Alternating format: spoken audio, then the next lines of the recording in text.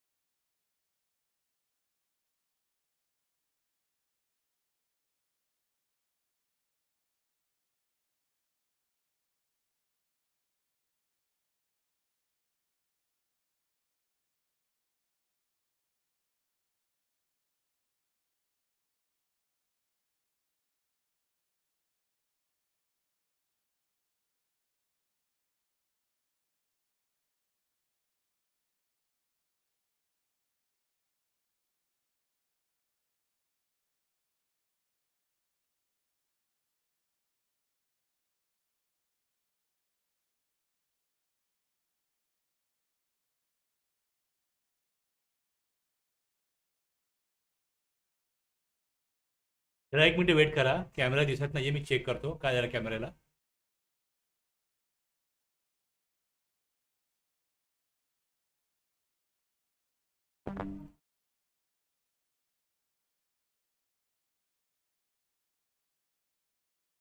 Video दिसत नाहीये माझा. मी बोलताना दिसत नाहीये. जरा 1 मिनिट द्या.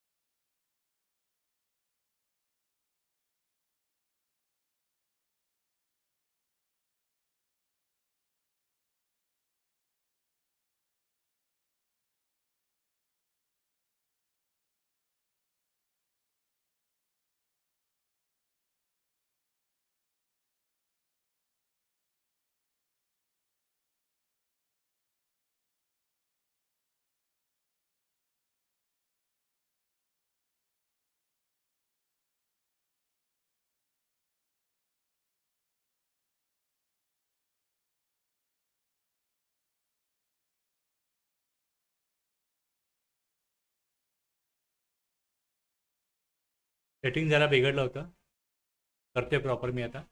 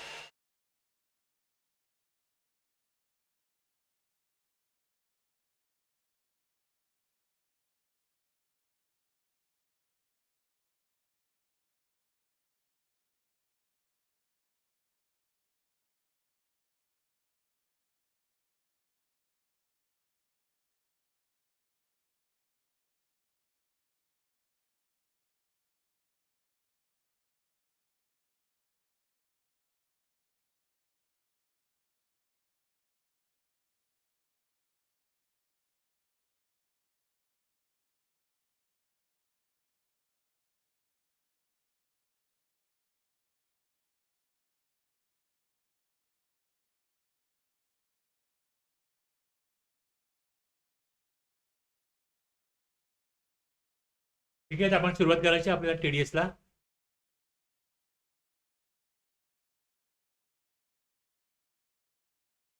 Rakesh sir, Kailash sir.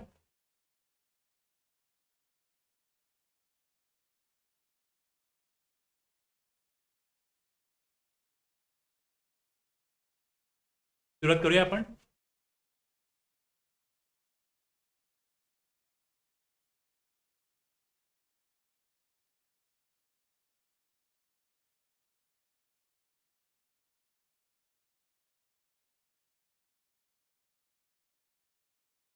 आवाज पोचतोय मला तुमच्यापर्यंत?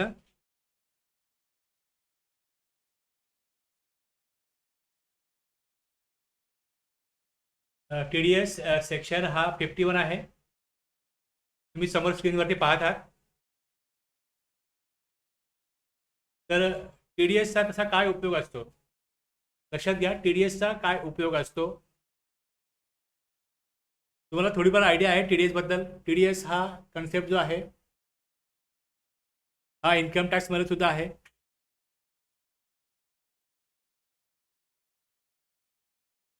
इन्कम टॅक्स मध्ये पण आहे.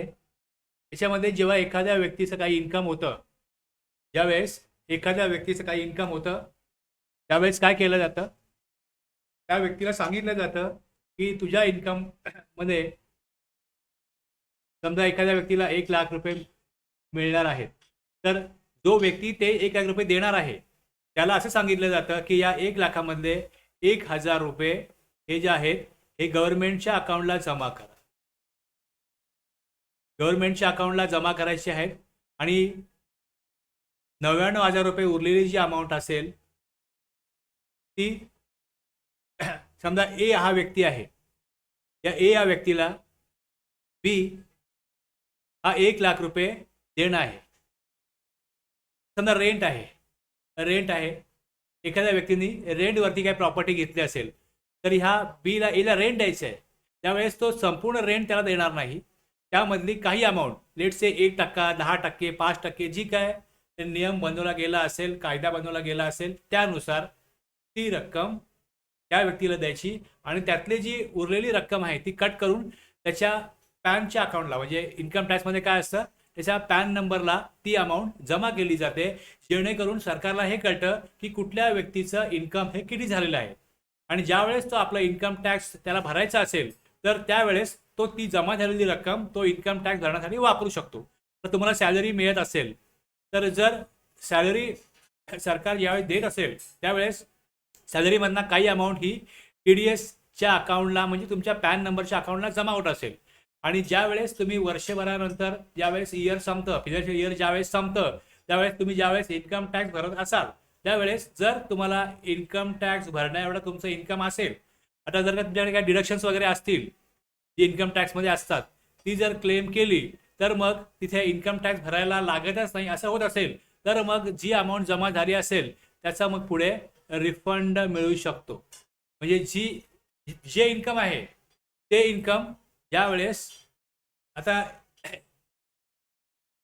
135 करोड जनता असेल, 140 करोड जनता असेल, तर सरकारला कसं कळणार की कोण इन्कम कमवतोय, कोणाचं ट्रान्झॅक्शन काय झालेलं आहे, टॅक्सेबल ट्रान्झॅक्शन कोण करतोय, हे सगळं समजणं अवघड आहे.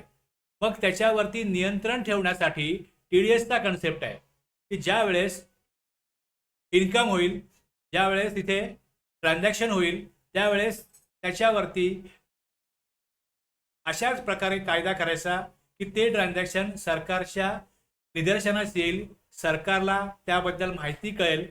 त्यातनं हा टीडीएसचा कन्सेप्ट आला. म्हणजे इथे वेगवेगळी जी ट्रान्झॅक्शन्स असतात, तर जसं एखाद्याला कॉन्ट्रॅक्ट दिलं, ते सोसायटी आहे, तर सोसायटीमध्ये पण असं आहे की काही मेंटेनन्स केला, तर मग त्या कोऑपरेटिव्ह सोसायटीमध्ये पण असं आहे की त्यांना कॉन्ट्रॅक्टरला संपूर्ण पेमेंट नाही करायचं. समजा एक 5 लाख त्याला जर खर्च आला असेल, तर हे संपूर्ण 5 लाख पेमेंट केलं जात नाही. जर 4,95,000 हे पेमेंट जर त्या कॉन्ट्रॅक्टरला केलं, एखादं वर्क कॉन्ट्रॅक्ट जर केलं असेल, तर 4,95,000 सोसायटी काय करेल, पेमेंट करेल त्या कॉन्ट्रॅक्टरला, आणि 5,000 रुपये जे आहे हे त्याच्या पॅन नंबर खाली गव्हर्नमेंटकडे जमा करेल. आणि ज्या वेळेस इथे ही अमाऊंट जमा केली जाते, त्यावेळेस एका व्यक्तीने 5 लाखाचं काहीतरी काम केलंय, म्हणजे त्याचं इन्कम झालंय, हे काय होतं, ऑटोमॅटिकली सरकारकडे रेकॉर्डला जातं. आणि मग तो व्यक्ती ज्या वेळेस वर्क कॉन्ट्रॅक्टर अशा प्रकारे वर्षभरामध्ये 2, 4, 5, 10, 50 कॉन्ट्रॅक्ट करत असेल, त्यावेळेस तो आपलं इन्कम जे आहे हे तिकडे लपवू शकत नाही. आता ज्या प्रकारे इथे इन्कम टॅक्ससाठी त्यांनी 4,95,000 ही अमाऊंट जमा केली, त्याच प्रकारे जर त्यांनी याच्यावरती काय टीडीएस आकारला असेल, सपोज इथे टीडीएस आकारला असेल, तर याच प्रकारे हा इन्कम टॅक्सच्या कायद्याप्रमाणे काय झालं, इकडे हे इन्कम टॅक्सचा टीडीएस जमा झाला. याच प्रकारे जर त्यांनी जीएसटी आकारला असेल, तर मग हे सांगितलं जातं की त्याला पेमेंट करताना, म्हणजे जो आता जीएसटी मध्ये आपण काय म्हणतो की रिसिपियंट आहे, जो सर्व्हिस रिसिव्हर आहे किंवा जो रिसिपियंट आहे, तो काय करेल, तो त्या ह्या 90,000 ही जी अमाऊंट आहे, इथे 5 लाख ही अमाऊंट आहे 90,000, याच्यामधलं, ह्या 5 लाखामधलं सपोज त्याला सांगितलं की तुम्ही अशाच प्रकारे 1% किंवा 2% अमाऊंट जमा करा त्याच्या.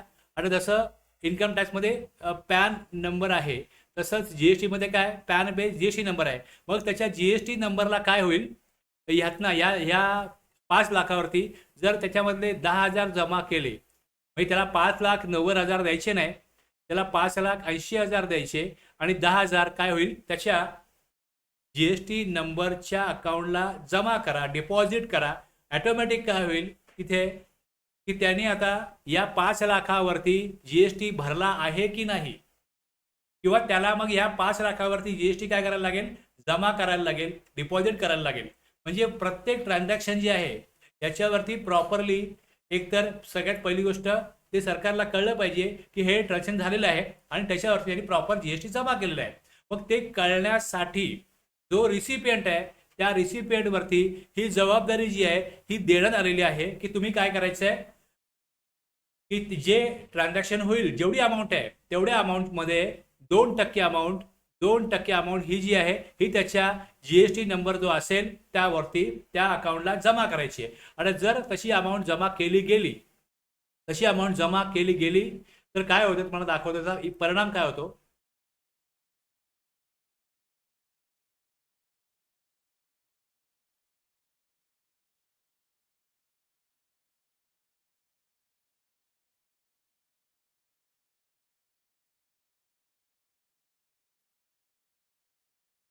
इथे जीएसटीआर 2A मध्ये इथे पार्ट ए आहे, पार्ट बी आहे, पार्ट सी मध्ये इथे बघा टीडीएस क्रेडिट आहे, टीसीएस क्रेडिट आहे. जर कोणी अशा प्रकारे अमाऊंट जर कट के, पहिले त्याचा काय जबाबदारी आहे की तुम्ही त्याला अमाऊंट देऊ नका, अमाऊंट त्याला कट करून बाकीची अमाऊंट पेमेंट करा. म्हणजे जर इकडे हे 10,000 रुपये कट केले असतील, तर मग ते काय केले जातील, ते जमा केले जातील कुठे, त्याच्या पॅन, त्याच्या जीएसटी नंबरवरती, आणि ते त्याला इथे दिसतील. आणि ज्यावेळेस इथे ते दिसतील त्यावेळेस त्याला काय करायचं असतं, इकडे जाऊन त्याचं क्लेम घ्यायचा असतो. त्याला जे पेमेंट आलेलं आहे टीडीएस आणि टीसीएस क्रेडिट रिसिव्ड जे आहे, इथे क्लिक केल्यानंतर जो महिना असेल त्या महिन्यामध्ये त्याला इथे येऊन खाली हे क्लेम करावं लागतं. आणि हे क्लेम केल्यानंतर इथे अमाऊंट दिसेल त्याला. तर माझ्याकडे नाही तशा प्रकारचा कुठला अकाउंट, मग इथे क्लेम केला तर इथे ऍक्सेप्ट आणि रिजेक्ट आहे, इथे एंट्री खाली दिसतील आणि त्या दिसल्यानंतर काय होतं तिकडे ऍक्सेप्ट केल्यानंतर मग ते इलेक्ट्रॉनिक कॅश लेजरला ती अमाऊंट जमा होते. तुम्हाला उद्देश आणि प्रोसेस कळली असेल तर यस रिप्लाय करा. नॉर्मली इन्कम टॅक्सचा टीडीएस माहिती असतो म्हणून मी पहिले ते उदाहरण दिलं. आणि जीएसटी मध्ये उद्देश हा आहे की कुठलंही ट्रान्झॅक्शन जे झालेलं असेल त्याच्यावर जर टीडीएस डिडक्ट केला असेल तर मग किती अमाऊंट होती याचं हे ट्रान्झॅक्शन होतं हे रिपोर्ट करण्याचं काम रिसिपियंटचं आहे. आणि ते रिसिपियंटनी काय केलं, रिपोर्ट केलं तर त्यामुळे काय होईल तिकडे तेवढी अमाऊंट जी आहे ही सरकारला कळवली जाईल आणि मग तेवढ्या अमाऊंटवरती प्रॉपरली टॅक्स जमा करावा लागेल सप्लायरला. आणि सप्लायरवरती काय येईल त्यामुळे एक प्रकारचा दबाव येईल, एक प्रकारे त्याला ते कंपल्शन होईल की अरे सरकारला कळलेलं आहे मी 5 लाखाचं काय केलंय तिकडे एक ट्रान्झॅक्शन केलेलं आहे आणि त्यामुळे माझा काय झालं तिकडे टीडीएस डिडक्ट झालेला आहे हे आता काय केलंय दाखवलं आहे रिसिपियंटनी आणि त्यामुळे त्याला सरकारकडे टॅक्स जमा करावा लागेल. म्हणजे त्याला त्यांनी इनवॉइस भरवला आहे 5,90,000चा, पण जर त्याच्यावर त्यांनी ते 90,000 जमा नसतील केले, ते दाखवले नसेल जीएसटी मध्ये, तो टॅक्स भरला नसेल तर मग त्याच्यावरती कारवाई करण्यासाठी एक लिस्ट एक रेडी यादी जी आहे ही जीएसटी विभागाला प्राप्त होते. कोण टीडीएस डिडक्ट करतोय, कोणाच्या अकाउंटला जमा होतोय हे सगळं काय होतं तिकडे एक रेडी तिकडे एक लिस्ट एक रेफरन्सेस काय होतात जीएसटी विभागाला मिळतात आणि सरकारला अशा प्रकारे टॅक्स चोरीवरती नियंत्रण ठेवता येतं. आता याच्यामध्ये कोण हा टीडीएस डिडक्ट करणार आहे, पर्सन्स कोणावरती जबाबदारी टाकलेली आहे की तुम्ही टीडीएस डिडक्ट करा. प्रत्येक व्यक्ती काय टीडीएस डिडक्ट करत नसतो, त्यामुळे हे डिडक्शन कोणी करायचे हे एक आहे. दुसरं मग ते डिडक्ट केलेली अमाऊंट कधी जमा करायची हा एक सेक्शन आहे. ते केल्यानंतर पुढे टीडीएस सर्टिफिकेटचा एक कन्सेप्ट आहे. आणि मग आता तुम्ही दाखवलं जे की इलेक्ट्रॉनिक कॅश लेजरला काय होईल सप्लायरच्या ते त्याला क्लेम करायला लागेल, मग ते जमा होईल. उशिरा टीडीएस डिडक्ट करून जमा केला तर मग इंटरेस्ट लागेल, डिफॉल्ट झाला मग एक्स्ट्रा अमाऊंट असेल तर ती जास्त डिडक्ट झाली तर मग रिफंड मिळेल वगैरे या प्रकारच्या प्रोव्हिजन ज्या आहेत तरतुदी ज्या आहेत त्या या सेक्शन 51 मध्ये आहेत. तर सगळ्यात सुरुवात पहिले जी होती आणि मग याचा प्रोसिजर करण्याचा रूल आहे तो रूल आहे 66. आता 51 हा जो टीडीएस आहे हा एक अशा प्रकारचा मेकॅनिझम आहे ज्यामध्ये कर वसुलीची प्रक्रिया जी आहे हे अधिक सुरक्षित आणि ट्रॅकिंग आधारित करणे हा याचा मुख्य उद्देश आहे. म्हणजे शेकडो लोक आहेत, शेकडो लोकांकडे त्यांचे व्यवहार शेकडो आहेत, हजारो करोडो व्यवहार होतात. मग ह्याच्यावरती नियंत्रण ठेवण्यासाठी आणि त्याच्यावरती ट्रॅक ठेवण्याकरता काय या प्रकारचं हे टीडीएस मेकॅनिझम बनवण्यात आलेलं आहे. आता हे टीडीएस डिडक्ट करण्याचं काम कोणाला दिलं आहे तर इथे शासन संस्था, सरकारी प्राधिकरणे, PSU, स्थानिक प्राधिकरण जेव्हा पुरवठादाराला पैसे देतात आणि सरकार वेगवेगळी कॉन्ट्रॅक्ट देतं रस्ते बनवण्याचं, त्यानंतर कुठल्याही प्रकारचं काम असेल, सफाईचं काम आहे, कचरा गोळा करण्याकरता एक गाडी येते आपल्याकडे, ही गाडी पहिले महानगरपालिकेची होती किंवा नगरपालिकेची होती, आता काय ह्या सगळ्या कामांसाठी त्यांनी सरकारने केले कॉन्ट्रॅक्टर नेमलेत. मग ते कॉन्ट्रॅक्टर ही कामं करतात आणि त्यांना मग एक ठराविक त्यांच्या कॉन्ट्रॅक्टनुसार पेमेंट दिलं जातं. मग ते मंथली असेल किंवा मग कशा प्रकारे असेल ते त्यांच्या कराराप्रमाणे असेल. त्यावेळेस इथे पेमेंट ज्यावेळेस केलं जाईल तर पे ॲज यू अर्न या प्रकारचा विथहोल्डिंग सिस्टम इथे काही अमाऊंट राखून ठेवा आणि ती काय केली जाईल त्याच्या अकाउंटला जीएसटी अकाउंटला जमा केली जाईल. यामुळे कर चुकवेगिरीची शक्यता जी आहे ही कमी होते, कारण की पैसे देणारा डिडक्टर आणि कर विभाग दोघांकडे व्यवहाराच्या नोंदीसह ट्रेल तयार होतो. म्हणजे इथे विभागाला हे कळतं की सप्लायर कोण आहे, त्यांनी किती अमाऊंट सप्लाय केलेला आहे, कारण त्याची अमाऊंट डिडक्ट करून ती जमा करण्याचं काम हे शासन संस्था, सरकारी प्राधिकरण यांना जर का ह्या प्रकारचं कंपल्शन केलेलं आहे किंवा असा कायदा केलेला आहे तर गव्हर्नमेंट काय करतं अशा प्रकारचं. आणि ह्यामुळे काय होतं एक अमाऊंट जमा होते प्रत्येक वेळेस सरकारकडे. आता हे टीडीएसमुळे पुरवठादाराचा GSTR 2A मध्ये टीडीएस क्रेडिट दिसतं, हे तुम्हाला मी दाखवलं आता. ज्यामुळे त्यांचा कंप्लायन्स सुधारतो आणि प्रणाली अधिक पारदर्शक होते. टीडीएस हा ऑडिट ट्रेल तयार करणारा एक प्रभावी साधन आहे ज्यामुळे मोठे सरकारी कंत्राटे, सार्वजनिक खर्च आणि मोठ्या रकमेच्या व्यवहारांवर नियंत्रण राखले जाते. एकूणच सेक्शन 51चे उद्दिष्ट कर वसुलीत पारदर्शकता, ट्रॅकिंग आणि वेळेवर रेव्हेन्यू कलेक्शन सुनिश्चित करणे हा आहे. हा प्रकारचा उद्देश आहे. 2A मध्ये दिसतं हे मी दाखवलं. आणि मग कशा प्रकारे क्लेम करायचा तिकडे हे पण मी दाखवलं इकडे या इथे तुम्हाला रिटर्नमध्ये TCS आणि TDS क्रेडिट रिसिव्ड असेल तर तिथे दिसेल, जो महिना इथे घ्यायला लागेल त्या महिन्यात ते दिसेल, ज्या महिन्यात जमा केलं असेल रिसिपियंटनी तर ते दिसेल, ते क्लेम केल्यानंतर ते इलेक्ट्रॉनिक कॅश लेजरला जमा होईल. फार याच्यामध्ये काही असं अवघड नाही. तुम्हाला मुख्य कन्सेप्ट जर कळला असेल, माहिती असेल तर बाकीचं इकडे फार सोपं आहे. इथे डिडक्शन कोण करणार, तर इथे पर्सनल लायबिलिटी डिडक्ट जे आहेत ते सेंट्रल गव्हर्नमेंट, स्टेट गव्हर्नमेंट आणि त्यांच्या एस्टॅब्लिशमेंट हे आहेत. लोकल ऑथॉरिटी व गव्हर्नमेंटल एजन्सीज, नोटिफाईड पर्सन्स हे आहेत. आता याची एक यादी आहे, एक्झाम्पल म्हणून बघाल तुम्ही, तर इकडे तुम्हाला हे कोण वसूल करतं, तर सरकार काही विशिष्ट संस्थांना, केंद्र राज्य सरकारचे विभाग, स्थानिक प्राधिकरण, सरकारी एजन्सी, PSU, बोर्ड प्राधिकरण, नोटिफाईड पर्सन, यामध्ये कोण कोण येतं, तर रेल्वे मंत्रालय, अर्थ मंत्रालय, वेगवेगळी जी मंत्रालय आहेत, गृह मंत्रालय, संरक्षण मंत्रालय, राज्याचे विविध शासकीय विभाग, उदाहरणार्थ महाराष्ट्र सार्वजनिक बांधकाम विभाग, शिक्षण विभाग, बृहन्मुंबई पुणे महानगरपालिका, जिल्हा परिषद, ग्रामपंचायती. हे ज्यावेळेस असं म्हटलं जातं की लोकल अथॉरिटी, लोकल अथॉरिटीमध्ये हे सगळं येतात. त्यानंतर गव्हर्नमेंटल एजन्सीज, उदाहरणार्थ राष्ट्रीय महामार्ग प्राधिकरण,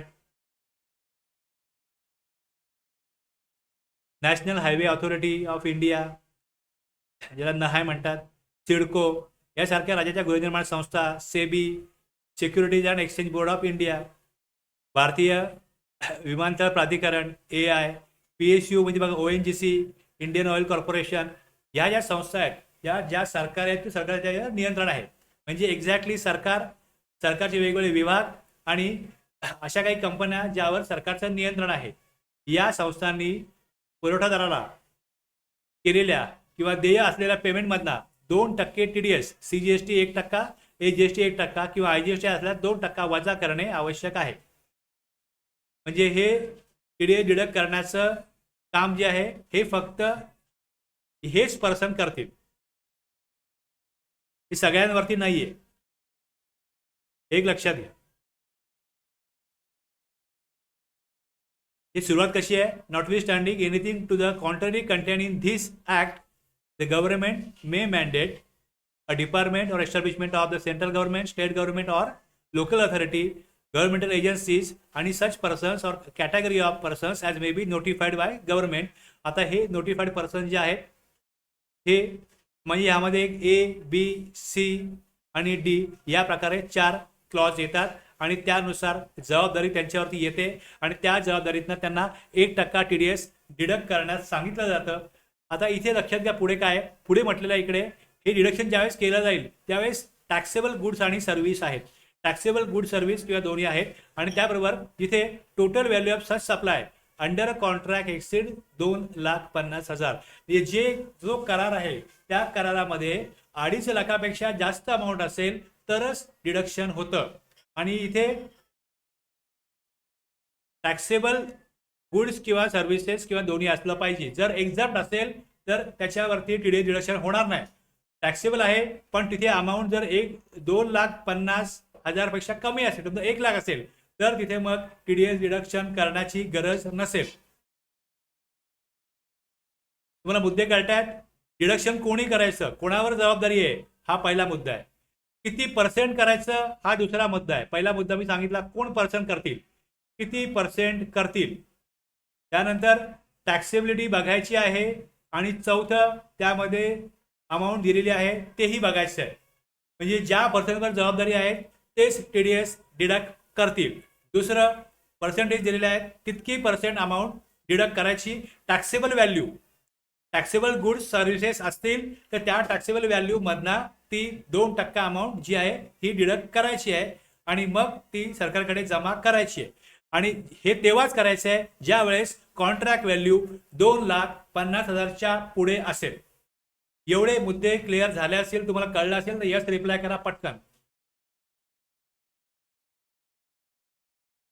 ही वजावट तेव्हाच लागू होते जेव्हा पुरवठ्याची टोटल व्हॅल्यू GST वगळून एकाच करारात 2.5 लाखांपेक्षा जास्त असते. हा TDS फक्त टॅक्सेबल गुड्स सर्व्हिसेस वर लागू होतो.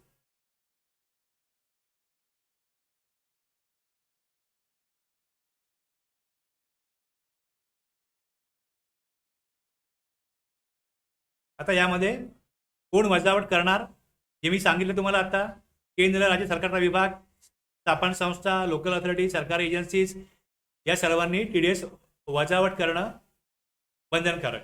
TDS कधी वजा करायचा, तर इथे 2.5 लाखापेक्षा जास्त व्हॅल्यू असेल त्यावेळेस तो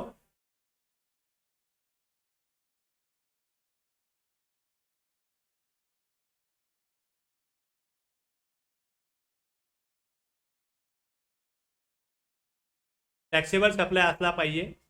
एका कराराखाली केलेल्या पुरवठ्याचे एकूण मूल्य 2,50,000 जास्त असेल आणि त्यात अंतर्गत करदायी वस्तू, इथे करदायी वस्तू म्हटलेलं आहे म्हणजे इथे टॅक्सेबल सप्लाय आहे, हे पण क्लिअर होतं.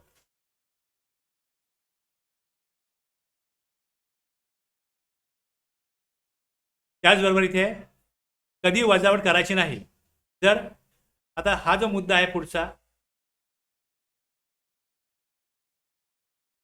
जर सप्लायरचा स्टेट आणि प्लेस ऑफ सप्लायचा स्टेट हे जे आहे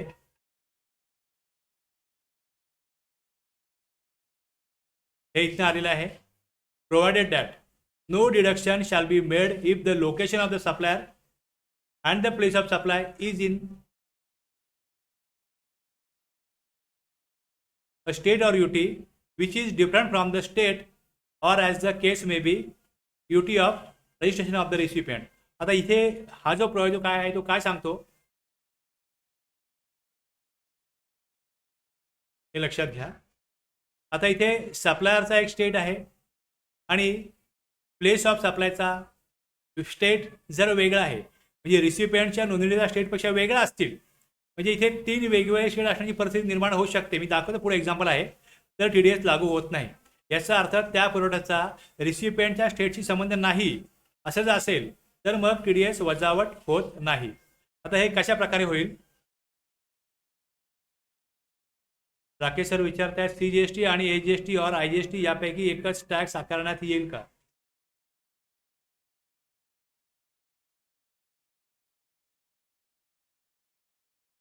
आता आपण जे प्लेस ऑफ सप्लाय बघितलंय, आपण जे प्लेस ऑफ सप्लाय बघितलंय त्याप्रमाणे लक्षात घ्या की इथे इंटरस्टेट पुरवठा आहे.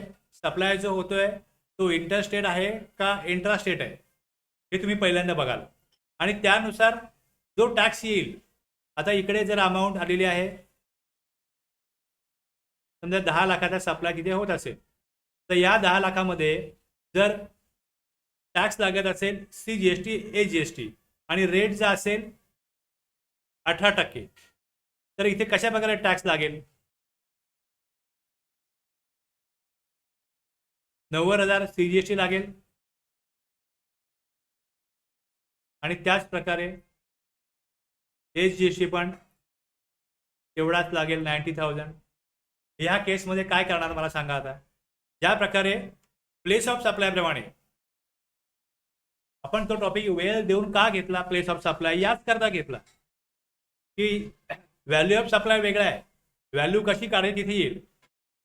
सेक्शन 9 मध्ये आपण बघितलं की तुम्ही सर्व्हिस दिली आहे, गुड्स दिले, त्याप्रमाणे रेट बघायचा, म्हणजे रेट सेक्शन 9 प्रमाणे येतो. व्हॅल्यू डिटरमाइन सेक्शन 15 प्रमाणे होते. प्लेस ऑफ सप्लायच्या कायद्याप्रमाणे नियमाप्रमाणे प्लेस ऑफ सप्लाय येईल. आता आपण बघतो TDSचं काम एवढंच आहे की जर मी दिलं इकडे 2% TDS तर CGST 1% आहे, AGST 1% आहे आणि जर प्लेस ऑफ सप्लायप्रमाणे IGST असेल तर IGSTच्या अमाऊंटवरती 2% लागेल. एकूण 2% जमा झाले पाहिजेत. जर इथे इंट्रास्टेट सप्लाय असेल तर मग 10 लाखावरती CGST येईल 9%, AGST येईल 9%, एकूण 18% येईल. मग जेवढी अमाऊंट आहे तेवढ्या अमाऊंटवरती काय येईल, या 10 लाखावरती 1% CGST आणि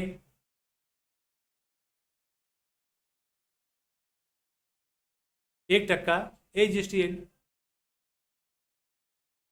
राकेश सर, मी तुमचा प्रश्न समजलाय का, मला माझं उत्तर तुम्हाला बरोबर मिळालंय का?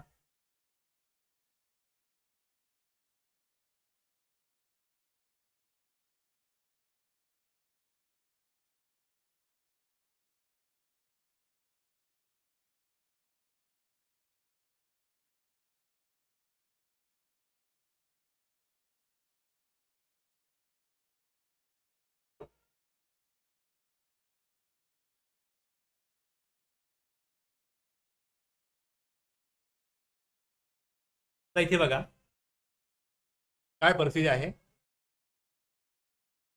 अशा प्रकारची इथे परिस्थिती आहे की इकडे सप्लायर, प्लेस ऑफ सप्लाय आणि रिसिपियंट सेम स्टेट, म्हणजे हा झाला इंट्रास्टेट सप्लाय. मग इथे TDS, CGST आणि AGST टू बी डिडक्टेड.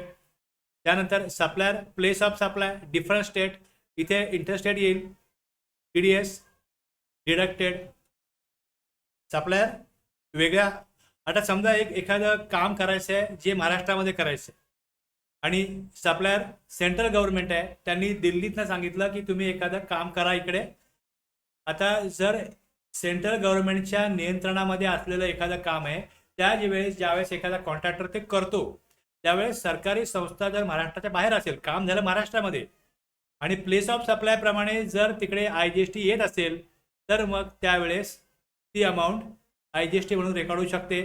पण इथे प्लेस ऑफ सप्लाय महाराष्ट्र आहे, ते ह्या प्रकारे जर, म्हणजे हे उद्देश असा आहे की जर एखादं असं राज्य आहे, इथे मी एका राज्यामध्ये आहे आणि काम करतोय दुसऱ्या राज्यामध्ये. आता इथे सप्लायर आणि place of supply same state and recipient located in another state.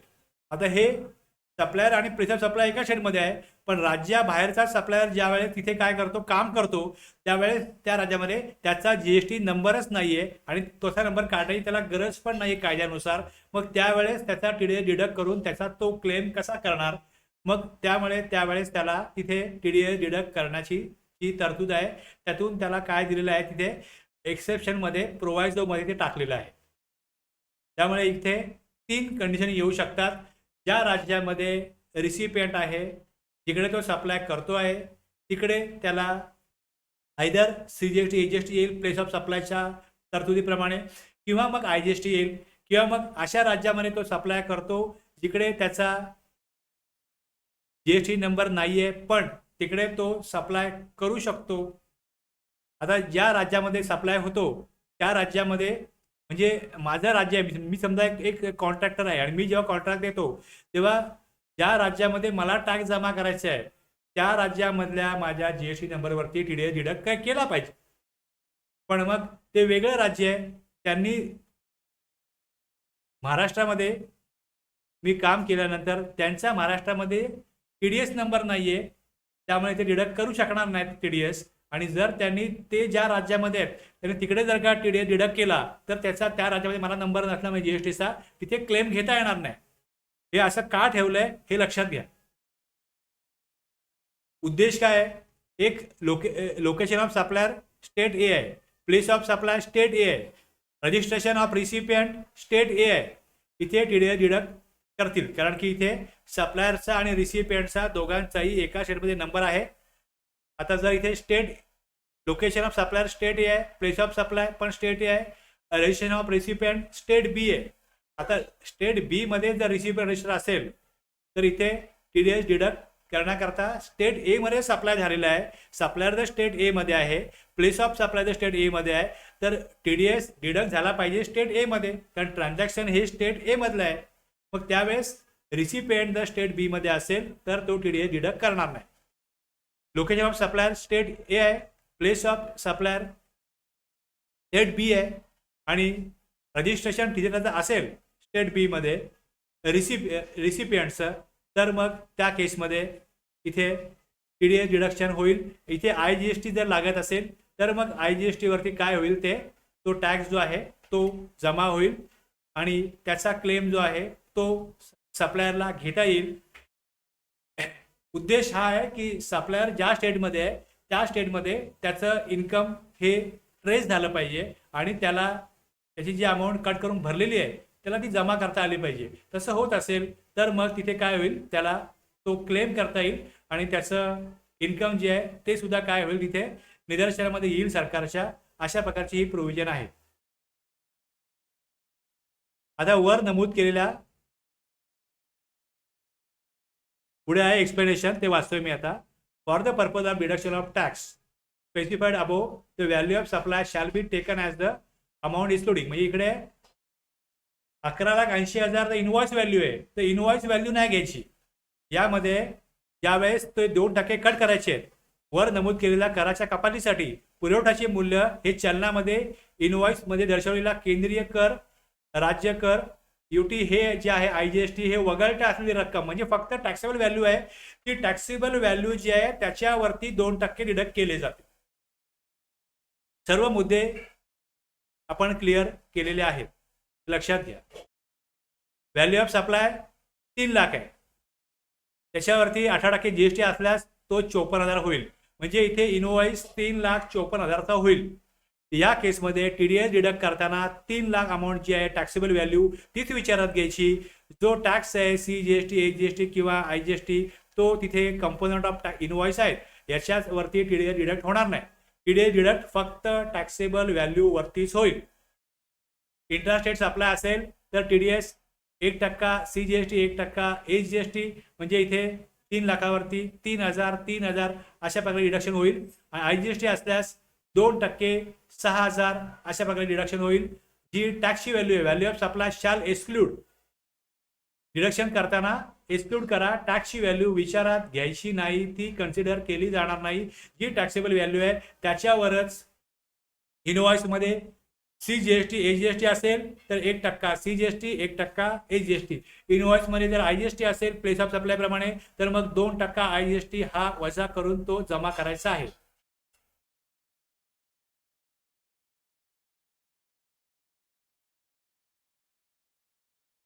आता एक नोटिफिकेशन आहे, त्या नोटिफिकेशन प्रमाणे provision of TDS do not apply Wien supply.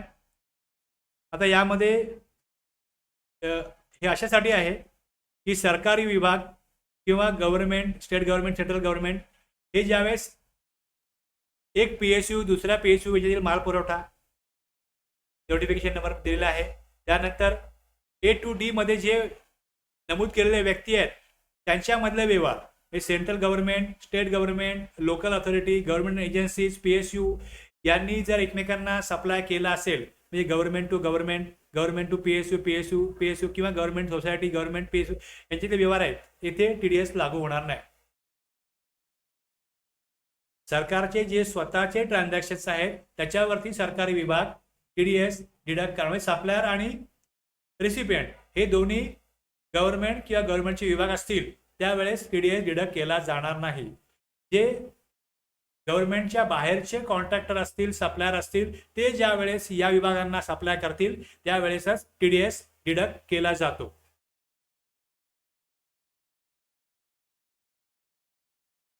आता इथे आणखीन जे आता आपण मुद्दे आपल्या चर्चेमध्ये आले त्याच्यामध्ये एक स्पष्टता यावी म्हणून हा मुद्दा घेतलेला आहे, non applicability of GST TDS in the following cases. आता याच्यामध्ये जर 2,50,000 इथे 2,50,000 हे लिमिट ठेवलेलं आहे. टॅक्सेबल व्हॅल्यू जर 2,50,000 पेक्षा कमी असेल तर TDS लागू होत नाही. कराचे एकूण मूल्य जास्त असले तरी त्यातील करपात्र पुरवठ्याचे म्हणजे कराराचे म्हणजे इथे जे कॉन्ट्रॅक्ट आहे त्या कॉन्ट्रॅक्टमध्ये जे काम सप्लायर करतो त्यामध्ये एक्झाम सप्लाय पण आहे आणि टॅक्सेबल सप्लाय पण आहे. तर ह्या दोघांची मिळून व्हॅल्यू जास्त आहे पण टॅक्सेबल व्हॅल्यू 2.5 लाखापेक्षा कमी आहे. त्यावेळेस इथे TDS केवळ करपात्र पुरवठ्याच्या मूल्यावर वजा केला जातो. पण ही जी करपात्र पुरवठ्याची व्हॅल्यू आहे ही पण 2.5 लाखापेक्षा जास्त असली पाहिजे. ही जर कमी असेल तर इथे काय होईल, डिडक्शन होणार नाही. पुढे एक्झाम्पल बघू आपण. सूट मिळालेल्या एक्झाम सेवा किंवा वस्तू प्राप्त झाल्यास सूट मिळालेल्या पुरवठ्यांवर TDS लागू नाही. ज्या वस्तूंवर GST लागू होत नाही, उदाहरणार्थ पेट्रोल, क्रूड हे जे सप्लाय असेल, जे कक्षेबाहेर असलेल्या वस्तू आहे त्या सप्लाय झाल्या तर मग TDS नाही लागू होणार. आंतरराज्य पुरवठा आणि पुरवठादाराचे ठिकाण आणि पुरवठ्याचे ठिकाण हे डिडक्टरच्या नोंदणीकृत राज्यापेक्षा वेगळे असल्यास मग तिथे TDS लागू होणार नाही. आपण हा मुद्दा वरती बघितलेला आहे. आणि इकडे शेड्यूल 3 मधलं एखादं ट्रान्झॅक्शन जर असेल त्याच्यावरती TDS लागत नाही. त्यानंतर RCM अंतर्गत प्राप्त कर्त्याला भरायचा असल्यास कर तिथे पण TDS लागणार नाही. पेमेंटचा संबंध सेस GST सेसची घटकाशी असल्यास त्यावरती पण डिडक्शन होत नाही. तिकडे CGST HGST आहे, सेससाठी हे ॲप्लिकेबल नाही. ॲक्च्युली टॅक्सेबल व्हॅल्यूवरच 2% आहे त्यामुळे सेस हा वेगळा असतो, तो वेगळा कलेक्ट केला जातो. पण तरी पण तिथे ते दिलेलं आहे. आपण टॅक्सेबल व्हॅल्यू घेतात म्हणजे सेसची व्हॅल्यू पण घ्यायची नाही, विचारात घ्यायची नाही, फक्त टॅक्सेबल व्हॅल्यू विचारात घ्यायची. आता हे सगळं जे बघितलं आपण डिडक्ट करणं, डिडक्ट कशा प्रकारे केला जाईल यावरती आहे. आणि हे जे मिक्स सप्लाय असेल टॅक्सेबल आणि एक्झम्प्ट, पुढे मी एक्झाम्पल घेतलेलं आहे याच्यावरती. समजा सप्लाय आहे 3 लाखाचा, या 3 लाखामध्ये 2 लाख टॅक्सेबल सप्लाय आहे आणि 1 लाख एक्झम्प्ट आहे. इथे टॅक्सेबल सप्लाय जर 2.5 लाख नाही आहे तर इथे TDS डिडक्ट होणार नाही. 1 लाख एक्झम्प्ट आहेत, TDS डिडक्ट होणार नाही. करारामध्ये जी एकूण टॅक्सेबल व्हॅल्यू आहे ही 2.5 लाखापेक्षा जास्त असली पाहिजे.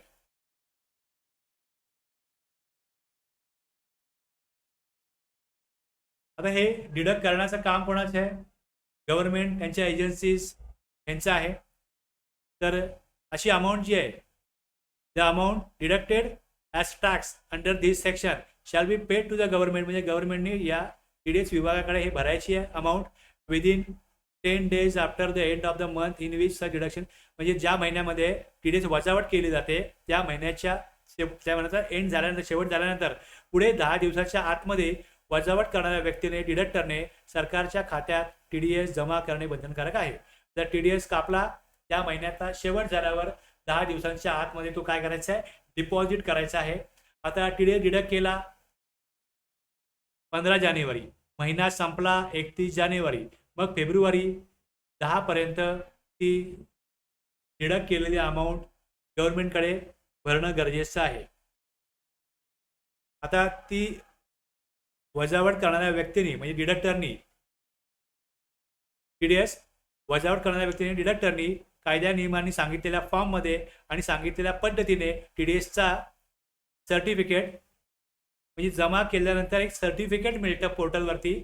मग त्यांना ते सर्टिफिकेट जे आहे TDS कापल्यानंतर हे द्यायचं आहे डिडक्टरने रिसिपिएंटला म्हणजे डिडक्टीला. आता रूल बघा, या रूलप्रमाणे ही प्रोसिजर येईल. आत्ता आपण जे बघितलं हे 3 सबसेक्शन, त्यामध्ये प्रोसिजर बघा की रूल 66 सांगतो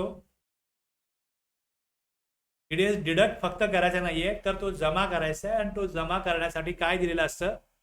आता ह्याचं रजिस्ट्रेशन घेणं कंपल्सरी आहे. आपण ज्यावेळेस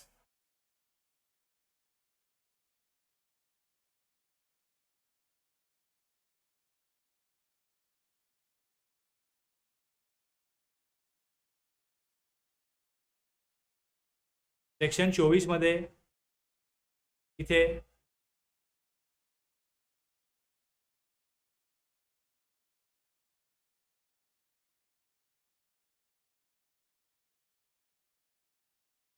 persons who are required to deduct tax, ज्यांच्याकडे अशा प्रकारचं ट्रान्झॅक्शन होत असेल त्या सरकारी विभागांना काय करायला लागतं? TDS मध्ये रजिस्ट्रेशन घ्यावं लागतं. आता सरकारी विभागाचा कुठलाही अशा प्रकारचा आउटवर्ड सप्लाय नसेल, टर्नओव्हर नसेल, पण for the purpose of TDS deduction जर 2.5 लाखापेक्षा जास्त अमाऊंट सरकारी विभाग जर एखाद्या, समजा महानगरपालिका आहे त्यांनी एखादं कॉन्ट्रॅक्ट दिलं तर तिकडे ते 2.5 लाखापेक्षा जास्त अमाऊंट जर त्या कॉन्ट्रॅक्टरला पे करत असतील तर त्यांना डिडक्शन करण्याकरता तिथे रजिस्ट्रेशन घेणं कंपल्सरी आहे TDS डिडक्शन्स करता. मग पुढे त्याचं ॲप्लिकेशन करणं, तिथून त्यांना GST नंबर मिळणं, हा वेगळी प्रोसिजर आहे, ही वेगळी तरतूद आहे, हा वेगळा सगळा विषय आहे. फक्त इथे लक्षात घ्या, मी एक लिंकमध्ये असलेली तुम्हाला तरतूद सांगितली की तिकडे त्यांना सांगितलेलं आहे की तुम्ही काय करा, कंपल्सरी सेक्शन 24 मध्ये सबसेक्शन हा 6वा येतो, persons who are required to deduct tax under section 51. तिथे त्यांना डिडक्शन करण्याकरता रजिस्ट्रेशन घ्यावं लागेल. ते घेतल्यानंतर मग त्यांची पुढची जबाबदारी काय येते की TDS डिडक्ट करा आणि तो डिडक्ट करून मग त्याचा जो फॉर्म आहे GSTR 7 त्यामध्ये पुढील महिन्याच्या 10 तारखेपर्यंत तो भरायचा आहे. म्हणजे अमाऊंट पण भरायची आहे आणि ती अमाऊंट कोणाची आहे हे दाखवण्याचं जे काम आहे ते GSTR 7 मध्ये होतं.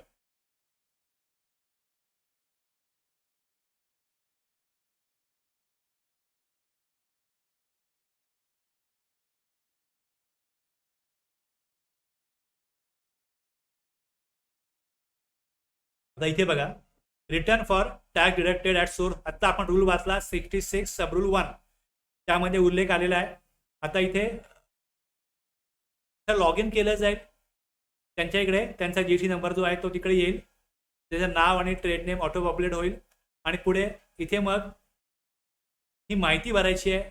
DDT म्हणजे जो ज्याला पेमेंट केलेलं आहे सरकारने, सरकार विभागाने, महानगरपालिकेने जे कोणाला पेमेंट करतात त्याची amount paid to deductee on which tax deducted.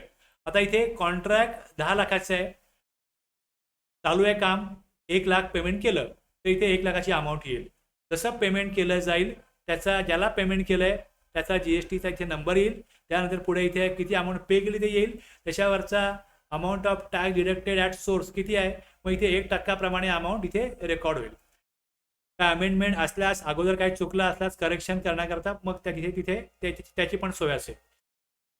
मग इथे टॅक्स डिडक्टेड ॲट सोर्स आणि पेड ही अमाऊंट येईल. इंटरेस्ट, लेट फीज वगैरे आहे, हे सगळं भरलं जाईल. आणि या प्रकारे इथे काय होईल, जर एक्सेस अमाऊंट भरली असेल तर खाली रिफंड या फॉर्ममध्ये रिफंड घेण्यासाठी पण इथे कॅश एक्स्ट्रा भरली असल्यास ते पण केलं जाऊ शकतं. तर या प्रकारे इकडे हा फॉर्म आहे.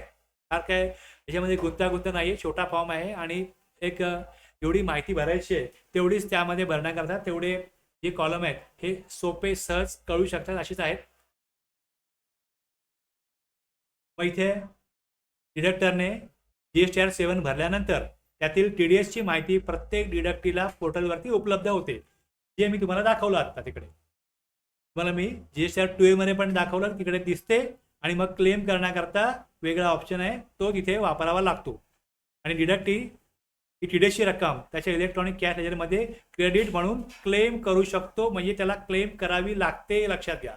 डिडक्टरने GSTR 7 भरला की डिडक्टीच्या कॅश लेजरमध्ये TDS क्रेडिट दिसतं, पण ते क्लेम केल्यानंतर दिसतं, हे लक्षात घ्या. डायरेक्टली तिथे दिसत नाही. त्यानंतर पुढे सर्टिफिकेटचा विषय आहे. सर्टिफिकेट जे आहे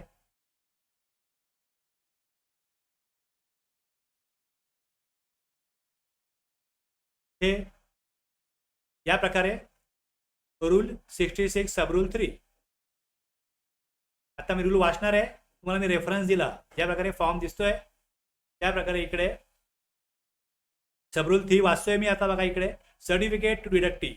certificate refer to in section 51(3) shall be made available electronically to the deductee on the common portal.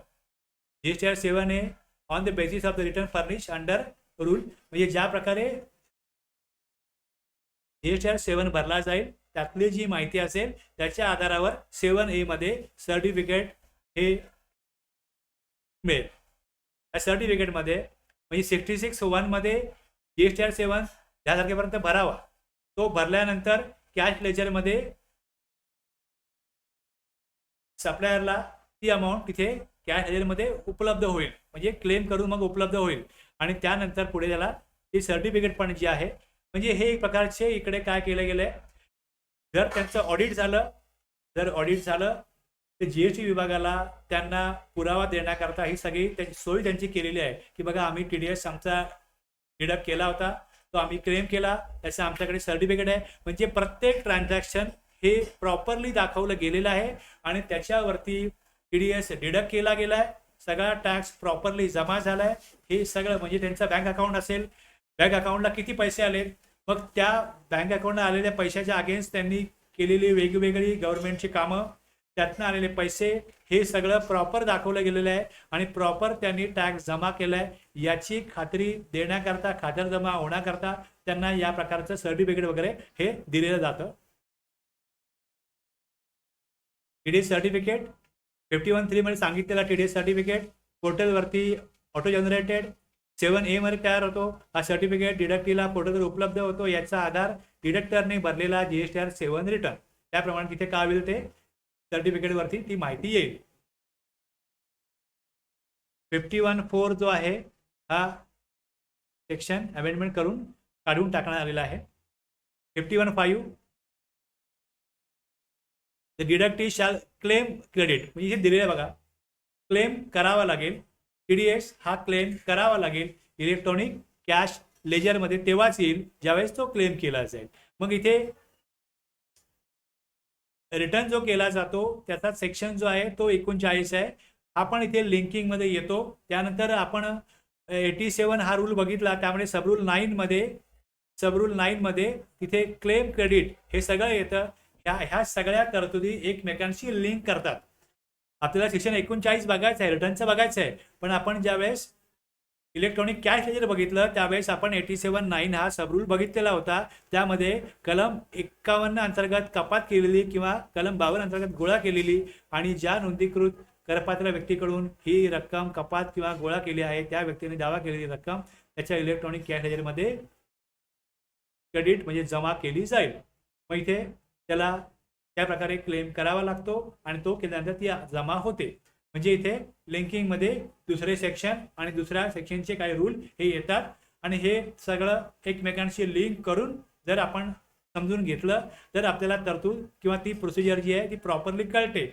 म्हणून इथे मला सेक्शन 51(5) ज्यावेळेस मी सांगतोय की कपात प्राप्तकर्ता डिडक्टी कलम 39(3) नुसार कपातकर्त्याने सादर केलेल्या रिटर्नमध्ये दर्शवलेल्या कपात केलेल्या कराचे क्रेडिट विहित पद्धतीने त्याच्या इलेक्ट्रॉनिक कॅश लेजरमध्ये दावा करेल.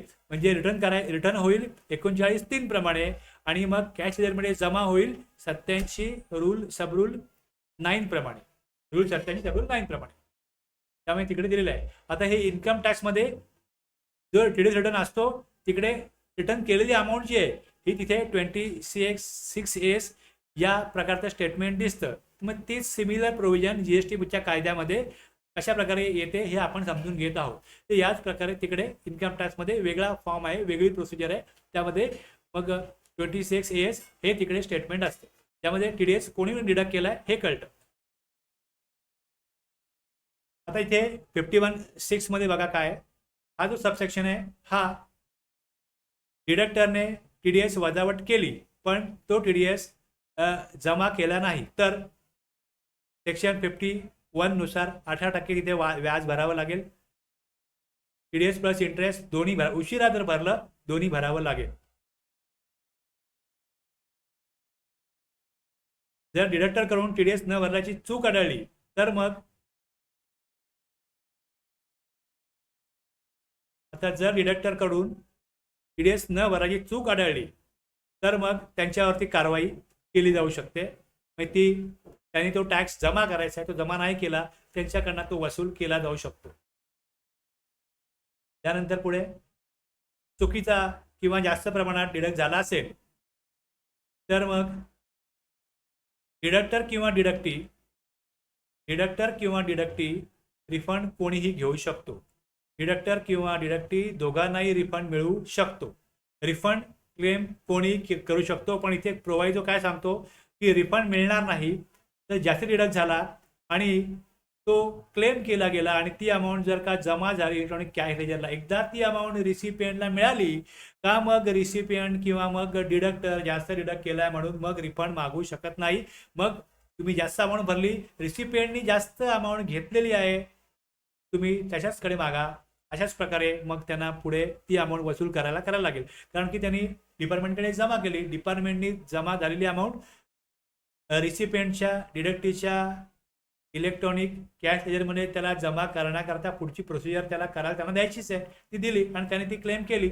एकदा का तिथे ती क्लेम केली गेली का मग डिडक्टरला जास्त अमाऊंट भरली म्हणून रिफंड मिळत नाही. जोपर्यंत तो क्लेम करत नाही तोपर्यंत रिफंड मिळू शकतो. एकदा रॉंग एक्सेस टीडीएस रिफंड पण डिडक्ट केलेला टीडीएस जास्त असेल तर मग कॅश लेजरमध्ये एकदा क्रेडिट झाला तर मग डिडक्टरला त्याचा रिफंड मिळणार नाही. अशा प्रकारे आपण इकडे सेक्शन 51(1) मध्ये बघितलं की कोणत्या संस्था 2% टीडीएस वजा करतात. त्यानंतर मग वजा केलेला टीडीएस जो आहे हा काय करायचा त्यांना, जो त्यांनी टीडीएस वजा केलाय तो त्यांना पुढच्या महिन्याच्या 10 तारखेपर्यंत जमा करायचा आहे. त्यानंतर सर्टिफिकेट जमा केल्यानंतर मिळतं. मग सर्टिफिकेट जर का इथे उशिरा प्रोसिजर केली तर मग इंटरेस्ट आणि टॅक्स भरावा लागतो. त्यानंतर मग नाही भरला टीडीएस डिडक्ट तर मग त्याच्यावरती वसुली होईल. रॉंग टीडीएस जर डिडक्ट झाला असेल तर मग तो रिफंड मिळू शकतो, पण जर तिथे डिडक्टीने जर तो क्लेम केला आणि त्याच्या कॅश लेजरला गेला जमा झाला तर मग डिडक्टीला रिफंड मिळणार नाही. फार ह्याच्यामध्ये काही असं अवघड गुंतागुंतीत असं काय नव्हतं. जेवढं तुम्ही आतापर्यंत शिकला असाल, अगोदर सगळे लेक्चर ऐकले असतील, तर तुमची एक मानसिकता बनली असेल. तुम्हाला एक मानसिक स्तरावर तुमचा एक स्तर जो आहे तो बिल्ड झाला असेल, तर हा सेक्शन अतिशय सहजपणे कळेल असा आहे. याच्यामध्ये काय फार गुंतागुंत नाहीये.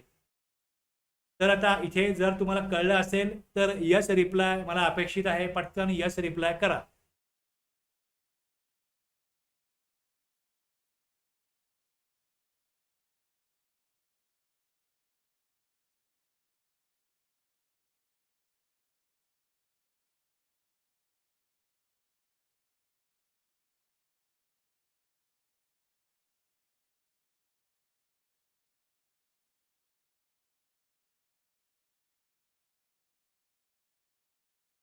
आता हे लक्षात घ्या इकडे. आता जे आपण बघितलंय त्यातलेच मुद्दे क्लिअर होण्याकरता एक्झाम्पल दिलेली आहेत. मी सुरुवातीला बोललो होतो की एक्झाम्पल आहेत पुढे, की इथे वस्तू आणि सेवा कराच्या कपातीसाठी टीडीएस पुरवठ्याचे मूल्य, व्हॅल्यू ऑफ सप्लाय कसे निश्चित केले जाते हे दर्शवणाऱ्या विविध परिस्थितीचे इथे स्पष्टीकरण खालीलप्रमाणे आहे. आता इथे पुरवठादार एका नगरपालिकेला, पुरवठादार एक्स आहे, हा नगरपालिकेला म्युन्सिपाल्टी 10,000चा करपात्र पुरवठा करतो. आता एकूण त्यांचा करार किती आहे? कराराची अमाऊंट 2.5 लाखापेक्षा जास्त आहे. हे लक्षात घ्या. करार जो आहे, कॉन्ट्रॅक्ट व्हॅल्यू जी आहे ही 15 लाख आहे. 10,000चा पुरवठा करतो त्यावेळेस supplier X municipality value of supply excluding GST 10,000वरती CGST AGST हा 900 लागेल. इथे 1% TDS 100 रुपये, 1% CGSTचा जी व्हॅल्यू त्यानुसार 100 रुपये CGST आणि 100 रुपये GST. मग 10,000 जी अमाऊंट आहे, इनवॉइस व्हॅल्यू किती होईल? इनवॉइस व्हॅल्यू ही 11,800 होईल. त्या 11,800 मधनं 200 TDS जमा केलेला आहे म्युन्सिपाल्टीनी त्यांच्या सप्लायरच्या TDSच्या तरतुदीप्रमाणे. काय करायचं आहे? म्युन्सिपाल्टीला 200 रुपये सप्लायरच्या अकाउंटला जमा करा, GST अकाउंटला. त्याप्रमाणे तिकडे तो क्लेम करेल. त्याला 200 रुपये तिथे कॅश लेजरला मिळतील आणि 11,600 म्युन्सिपाल्टीला पेमेंट करेल. जे आपण आता बघितलं तेच पुन्हा एकदा मी सांगितलंय. फक्त मला इथे हायलाईट काय करायचं होतं की 10,000चं पेमेंट केलं, पेमेंट किती रुपयाचं केलं जातं आहे हा मुद्दा नाही, कॉन्ट्रॅक्ट व्हॅल्यू किती आहे. म्हणजे जर इथे ऑडिट होत असेल तर ऑडिट होत असताना तिथे जर 2.5 लाखापेक्षा जास्त व्हॅल्यूचं करार असेल, करार जो आहे त्याचं मूल्य 2.5 लाखाहून जास्त असेल, तर पेमेंट किती रुपयाचं होत आहे, ते पेमेंट 1 लाख आहे, 2 लाख आहे, ते 2.5 लाखापेक्षा कमी आहे का जास्त आहे हे बघितलं जाणार नाही. बघितलं हे जाईल की करार 2.5 लाखापेक्षा जास्त अमाऊंटचा आहे. मग जे कुठलं पेमेंट होत असेल त्या पेमेंटवरती TDS डिडक्शन हे होणं गरजेचं आहे. मला हा मुद्दा सांगण्याकरता हे उदाहरण मी इथे घेतलेलं आहे. पुरवठादार नोंदणीकृत आहे आणि कराराचे मूल्य आता इथे टॅक्सेबल व्हॅल्यू 10,000 आहे, एक्झाम व्हॅल्यू 20,000 आहे, कॉन्ट्रॅक्ट व्हॅल्यू 6 लाख आहे. कॉन्ट्रॅक्ट व्हॅल्यू 6 लाख आहे. आता इथे बघा सप्लायर वाय जो आहे हा मुंबई आहे. Finance department government of India new दिल्लीला सप्लाय करतो. कॉन्ट्रॅक्ट व्हॅल्यू टॅक्सेबल पार्ट जो आहे हा इन्क्लुडिंग GST 2,60,000 आहे आणि एक्झाम सप्लाय 3,40,000 आहे. आता याच्यामध्ये बघा 2,60,000 जे आहेत याच्यामध्ये 2,20,340 ही टॅक्सेबल व्हॅल्यू होते. GST वजा केला तर आता ही रक्कम जी कराराची रक्कम आहे ती एकूण करार जरी 6 लाखाचा असला इन्क्लुडिंग GST तरी फक्त त्यामध्ये टॅक्सेबल सप्लाय होत नाही, त्याच्यामध्ये एक्झाम सप्लाय होतो. तो 3,40,000चा आहे.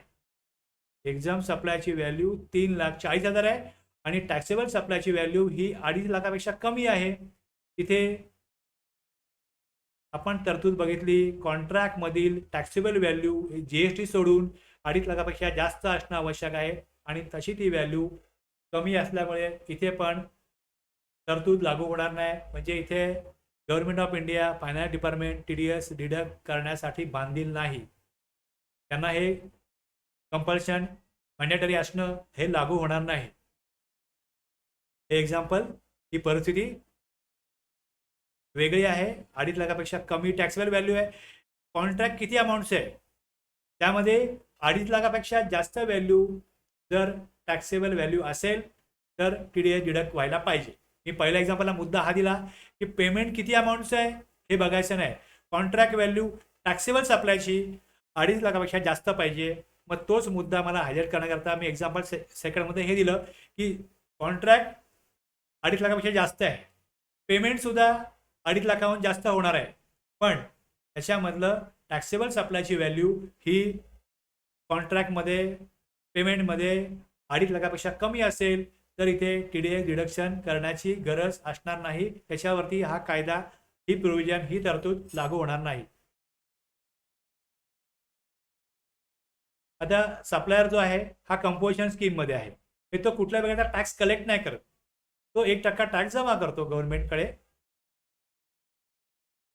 आता इथे जो TDS डिडक्ट करणार आहे त्यांनी एवढंच बघायचं आहे की सप्लायर सेक्शन 9 मध्ये टॅक्स भरतो का सप्लायर सेक्शन 10 मध्ये टॅक्स बघतो, हे रिसिपियंटनी बघायचं नाही. रिसिपियंटचं काम एवढंच आहे. Supplier ZA Jharkhand composition dealer, local authority Jharkhand 10,000 taxable value आहे. कॉन्ट्रॅक्टमधली टॅक्सेबल व्हॅल्यू किती आहे? 2,55,000. कॉन्ट्रॅक्ट म्हणजे हा टॅक्सेबल सप्लाय आहे. 2,55,000 इथे असेल व्हॅल्यू, ही 2.5 लाखापेक्षा जास्त आहे. TDS लागू होईल.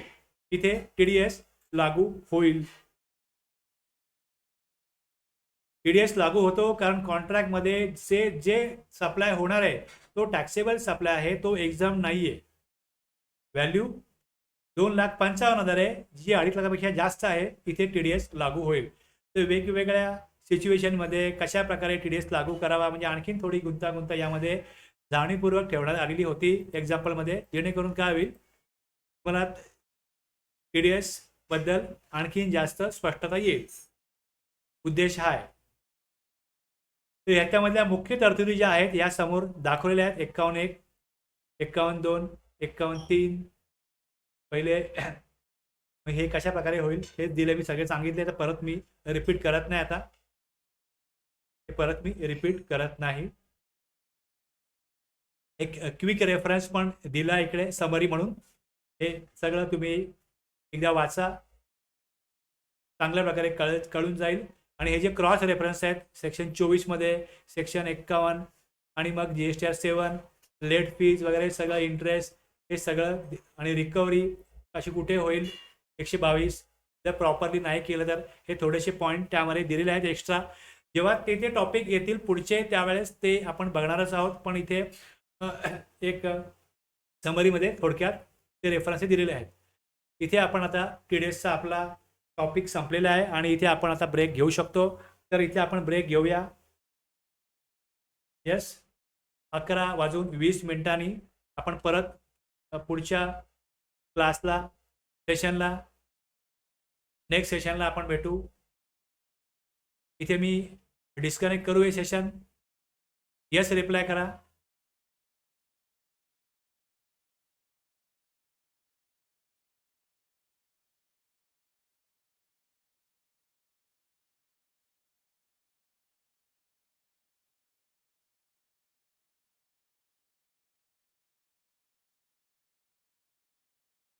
इथे आपण ब्रेक घेत आहोत आणि कंटिन्यू करू 11:20 आपण कंटिन्यू करू.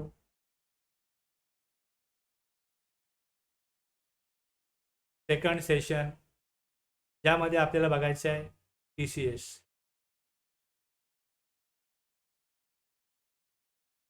Thank you very much Rakesh sir, Kailash sir.